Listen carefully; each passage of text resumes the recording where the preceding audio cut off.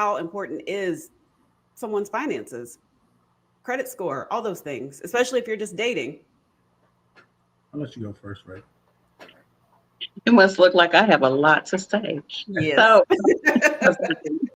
um, you know what? I would say it's weird. I'm kind of weird in that aspect. So when I first moved to Houston, and it's almost been 2 years ago, I my credit was cool. I quit my job and I was actually Ubering. That's all I was doing and working my business. And then these real bills hit because Houston, that's different from Knoxville. And I was like, okay. And then I felt like, I don't think I can date because here I am. I was 44. Hey, what do you do? Well, I drive an Uber. And I'm like, wait a minute, you're 44. What are we doing? So it's like, even though I made more money Ubering than I did with the job that I was at for 16 years, that still doesn't sound like you got your stuff together, right? Mm-hmm. So I avoided a lot of dating during that time. So now that I have a pretty good job, and I'm working back on my stuff, I think even we have to show grace in that area.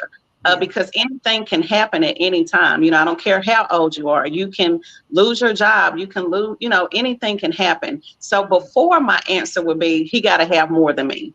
Because I've always date, like I used to date drug dealers for, I don't know if we can say that on here, but it's out anyway. But I would always date people who had a lot, guys or married who had a lot more money than me. And my father, he took care of me. So I was used to sitting in that seat. So I would not date anybody that had less than me. But now that I've, grown and I've seen, hey, anything can happen, you have to show grace. And so what I look at now is, does this person, and I'm going to say potential, already moving in the potential, already doing some things, has stability, has their own thing or the wherewithal to do where we can grow. And that's what I'm looking at now. Before it was a no. I'll leave it there because I was going to say something else and it would probably contradict what I just said. So we'll leave it there. Say it. Let it all out. Let it all out. Yeah.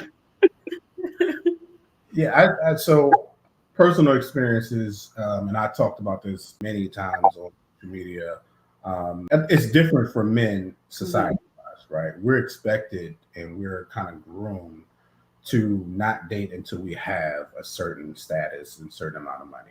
And I never really believed that because how can I neglect an opportunity for connection, love, if I'm strictly focused on money, and then when I get the money and then I'm trying to have a relationship with a woman and I'm not emotionally connected because I've neglected my emotions this whole time, right? I don't think that's realistic. And it's all about how do you manage your money. I don't think it's about how much you have.